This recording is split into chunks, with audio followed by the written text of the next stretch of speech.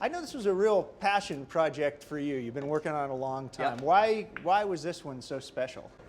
It always kind of spoke to me. I mean, the first Deadpool comic I ever read was in 2004, and I am not exaggerating or making this up. I opened the page, and there it was, in the panel I was looking at, it said, someone asked Deadpool what he looks like under the mask, and he said, I look like a cross between Ryan Reynolds and a Shar-Pei. So it was sort of, in a weird way, there's like a pleasing symmetry between Wade Wilson's life and my life, and ever since then I started devouring all the comics, and ever since then I've just been doing everything I can to get this movie made and failing at it spectacularly.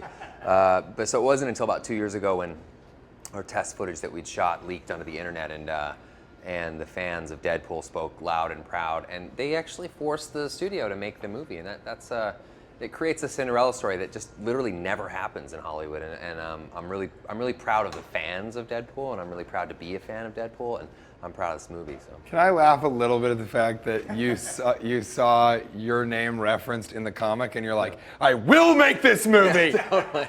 It's perfect. He's like, this guy likes Ryan Reynolds. Yeah. I like Ryan Reynolds. I like Let's make a movie. We're gonna make a movie. Yeah. Yeah, plays the meta vibe. That's for sure. That's classic. You know, with movies today, there's so much post-production, and this is for both of you. What was it like, especially for you? You've been working so long. What was it like to see the finished film finally?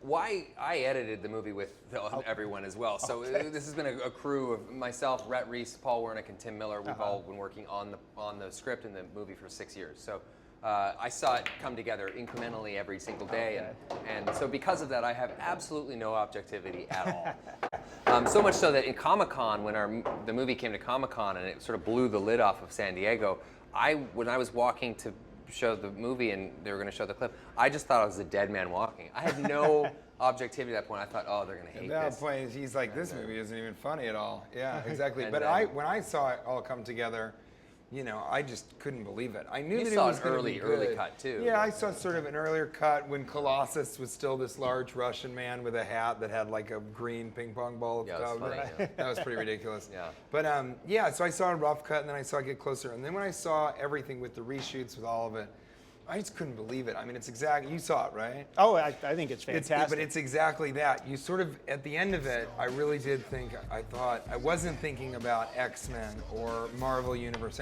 I was thinking about Blade Runner and Mad Max Fury Road and Chinatown, and it's just, that's how different it is. And Who Framed Roger Rabbit? And Who Framed Roger Rabbit? And a little bit of Dune, the first one. It's one of the first movies I ever saw. Dune? Yep. First rated R movie I ever saw, too. I was like 6 years old. That's great. You know, you talked about being a dead man walking. You guys know comic book fans can be notoriously fickle. Yes. Really? Do you think this is a movie that can play both to the hardcore Deadpool fans and the general audience? They are the most fickle fans on planet Earth. They can turn on you in a second. They're actually haunted by the spirit of my mother. And you worry about them the most. But if you could get the most hardcore, discerning Deadpool fan to like this movie, and if you can get them, then I think the general audience will love it even more. I think because I'm one of those hardcore Deadpool fans, I get to be there, and on the ground floor of this thing, I get to be there and say, no, I'm there to protect it. That's why I produced the movie. About the suit. Everything had to feel like it was the most faithful adaptation of a comic book to the screen ever done before. And that's what I wanted to do. We really wanted to create something that was like disruptive in the comic book movie genre, something that there you go. really San came Francisco, along. Silicon Valley, disrupt. Yeah, there you go, right? Disruptive technology. So that was our kind of hope all along, and that's our hope now. So. They really did do it. It really was, tonally it's pitch perfect, and it wouldn't have happened if it was not R-rated. It's so, don't you think? It's so good that it's R-rated. Yeah, I love it. I guess one more question I got to ask, the camaraderie between the two of you, the chemistry on screen, I got to say, it just seems effortless. Is that the way it was from day one? Well, yes. Ouch.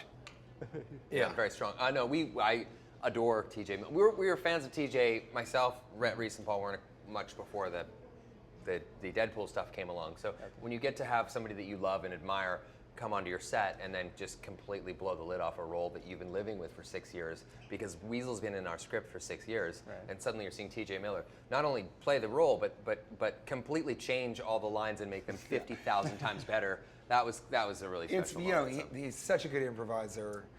Tim Miller was so good at letting us kind of run with the script, but also to riff. And so it was great. It's really a pleasure. It's like one of those rare times. You mentioned this in another outlet, but like it's one of the rare times that film, comedy film, seems like a completely collaborative process. Everybody was there working to make the funniest movie, the funniest line, the funniest scene, the best Deadpool possible. Great. Well, thanks, guys. I really appreciate your time. Yeah, Great to thank meet you.